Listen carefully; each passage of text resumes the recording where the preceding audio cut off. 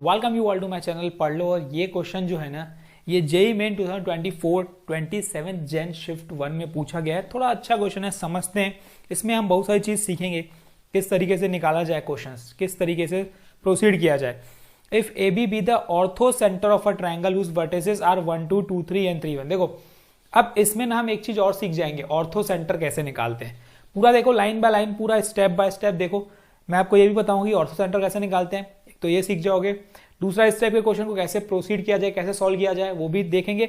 और लास्ट में मैं आपको एक ट्रिक बताऊंगा, शॉर्ट ट्रिक है ना। हम एक तो प्रोसेस से करेंगे जो मेथड है, अब एक शॉर्ट ट्रिक बताऊंगा कि किस तरीके से इसको सॉल्व किया जाए। उससे क्या होगा, थोड़ा सा टाइम बचेगा आपका पेपर में।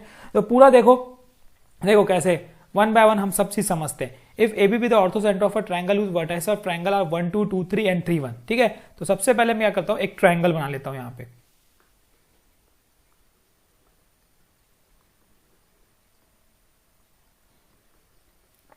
ठीक है, ये पॉइंट है ए, ये पॉइंट है बी, ये पॉइंट है सी, और नाम दे देते हैं हम लोग जो दिया है। ये हो गया सपोज 1, 2। ठीक है, ये हो गया सपोज हमारा 3, 1, और ये एक हो गया हमारा 2, 3। ठीक है, ये 3 पॉइंट दिए हैं, 3 वर्टाइसेस दिए हैं। अब ऑर्थो सेंटर होता क्या है, देखो ऑर्थो सेंटर जो होता है ना, वो इंटरसेक्शन ऑफ एल्टीट्यूड होता है, altitude drawn from the vertices. तो अब अगर मैं एक सपोज मैंने यहां से ले लिया एक एल्टीट्यूड 90 डिग्री। ठीक है, एसी पे मैंने क्या बना दिया, एक एल्टीट्यूड बना दिया। दूसरा सपोज मैंने यहां पे एक एल्टीट्यूड बना दिया 90 डिग्री। अब ये दोनों कहां इंटरसेक्ट कर रही है, ये पॉइंट पे इंटरसेक्ट कर रहे हैं। तो ये जो पॉइंट है ए कॉमा बी, ये है ortho centre, intersection of the altitude drawn from the vertices. ठीक है, तो अब ए कॉमा बी तो ऑर्थो सेंटर है। सबसे पहला काम क्या है हमारा, ए कॉमा बी निकालना। तो अब ए कॉमा बी कैसे निकाला जाए, देखो ये ए कॉमा बी कैसे निकालते हैं वो देखते हैं हम लोग। अब हमें पता है कि AC का स्लोप मैं कैसे निकाल सकता हूं। देखो स्लोप ऑफ AC क्या होता है, y2 minus y1 upon x2 minus x1। तो ये क्या बन जाएगा, 3 माइनस 2 1 डिवाइड बाय 2 माइनस 1 1। तो कितना आ गया यहाँ पे, स्लोप ऑफ AC कितना हो गया 1। ठीक है, वैसे ही स्लोप ऑफ लाइन AC हमने निकाल लिया, वैसे ही हम क्या करते हैं, स्लोप ऑफ लाइन BC भी निकाल लेते हैं, क्योंकि उसका भी हमें यूज है। स्लोप ऑफ लाइन BC क्या हो जाएगा, x2 minus x1 2 minus 3, y2 minus y1 3 minus 1 that is 2, और 2 माइनस 3 डेट इज माइनस 1। तो ये कितना आ गया -2। अब देखो इक्वेशन ऑफ लाइन कैसे निकालते हैं, इसको मैं नाम दे देता हूं D, इसको नाम दे देता हूं E। तो क्या हो जाएगा, लाइन BD का अगर आपको इक्वेशन निकालनी है, इक्वेशन ऑफ लाइन BD, देखो कैसे निकालोगे, y माइनस y1, इस पॉइंट का y1 क्या हो जाएगा 1, equal to slope of line BD। अब स्लोप ऑफ लाइन BD कैसे निकालोगे, जब दो लाइन आपस में परपेंडिकुलर होती है तो दोनों का प्रोडक्ट क्या होता है -1। तो यहां से स्लोप ऑफ लाइन BD क्या मिल जाएगी, सोचो AC और BD का सम इन प्रोडक्ट में -1 हो जाएगा, तो ये हो जाएगा मेरा -1। वैसे ही स्लोप ऑफ लाइन AE कितना हो जाएगा, स्लोप ऑफ लाइन AE, वैसे ही प्रोडक्ट -1, तो ये 2 हो जाएगा। ठीक है, यही दो चीज इंपॉर्टेंट थी, ये और एक ये। अब इसी से मिलेगा क्या, equation of line BD।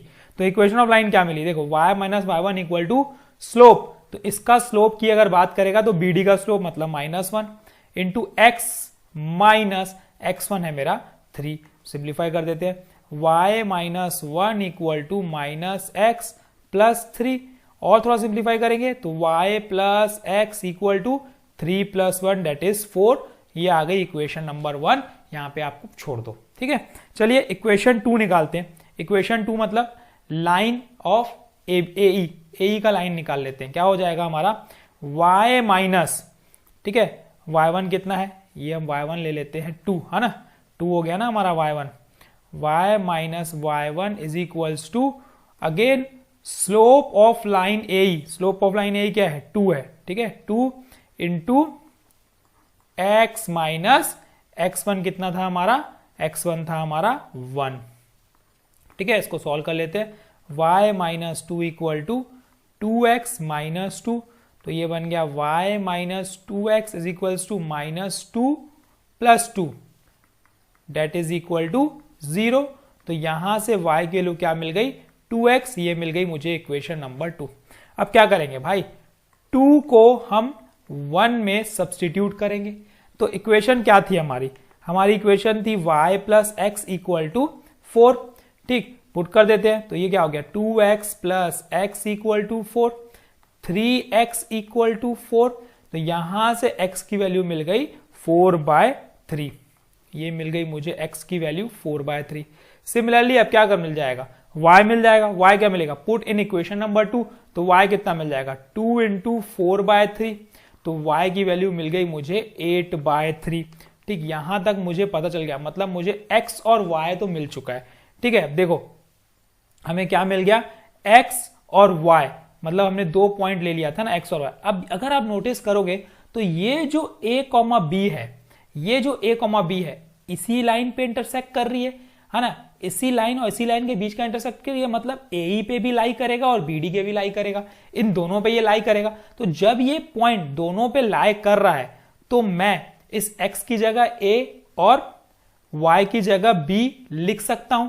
x की जगह a और y की जगह b लिख सकता हूं क्योंकि वो दोनों लाइन में इंटरसेक्ट कर रहा है। तो हम क्या करेंगे, x को a मान लेंगे। तो a मेरा कितना आ गया 4/3 और b मेरा कितना आ गया 8/3। ये आपको क्या मिल गई, 2 वैल्यूज मिल चुकी है a और b। ठीक है, अब मैंने तो लास्ट में किया, आप पहले भी x और y की जगह a और b लेकर सॉल्व कर सकते हो क्योंकि वो उसमें सेटिस्फाई करेगा, क्योंकि उसी लाइन से पास होंगे a b। अगर आप नोटिस कर रहे हो तो ये जो a, b है वो इसी लाइन से क्या हो रहा है, पास हो रहा है, इसी लाइन से पास हो रहा है। तो इस लाइन में, इन दोनों लाइन में क्या करेगा a, b सेटिस्फाई करेगा। तो जहां x है वहां a पुट करेंगे और जहां y है वहां b पुट करेंगे। तो ठीक है, अब मुझे a, b मिल गया, मतलब ऑर्थो सेंटर तो मिल गया है। अब प्रोसेस करते हैं इसके ऊपर। देखो समझना इंपॉर्टेंट है कि क्या यूज करें। देखो I1 की वैल्यू और I2 की वैल्यू लगभग सेम है, सिर्फ क्या अलग है, x यहां पे x है और यहां पे x नहीं है। देखो अगर नोटिस करोगे तो यहां x है वहां x नहीं है, तो यहां से एक x गायब हो रहा है। तो ये कैसे होता है, x गायब कब होता है, हम इसमें जब लगाते हैं किंग्स रूल, है ना। ये सोचने की बात है ना कि हम एक वैल्यू गायब हो रही है, एक वेरिएबल अगर गायब हो रहा है तो मतलब इसमें एक ऐसा रूल लग रहा है जिससे वो हट रहा है, और वो रूल है हमारा किंग्स रूल, क्योंकि किंग्स रूल लगाने से ये चीज होती है। तो अब किंग्स रूल लगाते हैं। किंग्स रूल कैसे लगाया, देखो किंग्स रूल बोलता क्या है, तो सबसे पहले प्रॉपर्टी लिख लेता हूं मैं। किंग्स रूल बोलता क्या है, अगर a to b f of x dx है तो मैं इसको क्या लिख सकता हूं, a to b f of a plus b minus x dx लिख सकता हूं। अब a प्लस b है क्या भाई, इन दोनों का सम, और इन दोनों का सम करोगे तो वो आएगा 4। ठीक है, जब इन दोनों का सम करेंगे तो वो कितना आएगा 4, तो वो क्या बनेगा 4 माइनस एक्स बन जाएगा।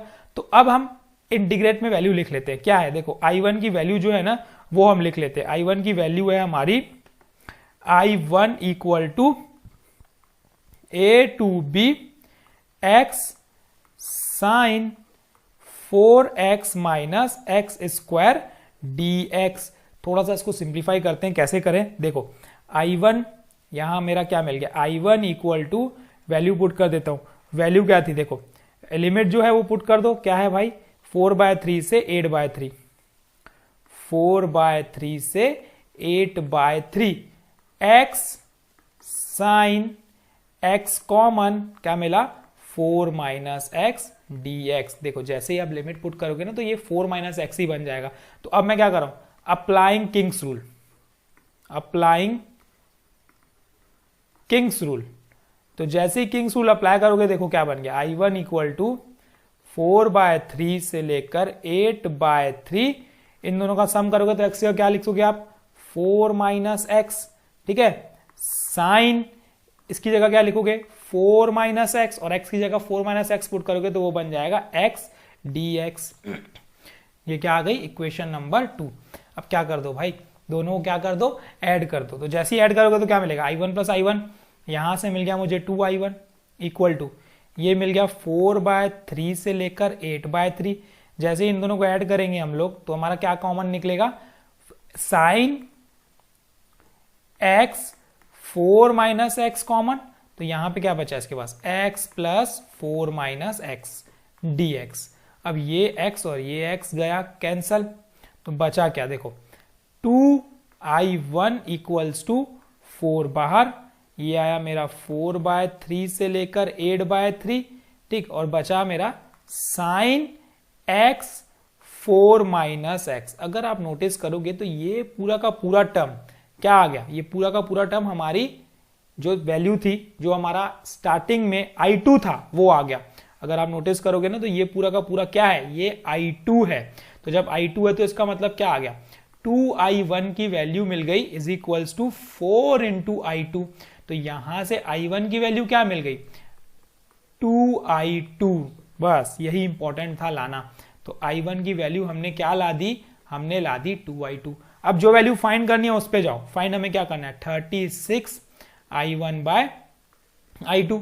चलो पुट कर देते हैं, 36 इंटू I1 क्या है, 2I2 डिवाइडेड बाय I2। ये I2 कैंसल, 36 इंटू 2 क्या है, 72, और ये 72 इसका क्या है, आंसर है। इस तरीके से इसको आपको सॉल्व करना है, प्रोसेस करना है। अब बात आती है शॉर्ट ट्रिक की है, तो रूल के से हमने किया ना कि भाई ऑर्थो सेंटर पहले निकाला, उसके बाद हमने सॉल्व किया। लेकिन हम कहां डायरेक्ट कर सकते थे, मैं वो आपको बता देता हूं। देखो, हम डायरेक्ट कर सकते थे सिर्फ और सिर्फ यहां पे, जब मुझे पता चल चुका है कि यहां पे किंग्स रूल लगना है और x कॉमन निकाल के जब 4 माइनस एक्स लाना है। अब मुझे यह भी पता चल चुका है कि x plus y equal to 4 है। तो जब x plus y equal to 4 है तो सोचने की बात है, x plus y equal to 4 किसकी लाइन है, ठीक है, वो है हमारी लाइन ऑफ BD इसकी। तो AB भी इस BD में सेटिस्फाई करेगा। जब AB BD में सेटिस्फाई करेगा तो ये बन जाएगा मेरा A plus B equals to 4। तो मतलब मुझे पता चल चुका है कि इन दोनों का सम 4 है। तो 4 है, इसका मतलब हम यहाँ पे 4 माइनस एक्स पुट करेंगे। अब जब यहाँ पे 4 माइनस एक्स पुट करेंगे तो यहाँ पे भी x कॉमन करके 4 माइनस एक्स करेंगे, तो डेफिनेटली यहां से ये यहाँ इजिली आ सकता है। ये समझ में आ चुका है हमको।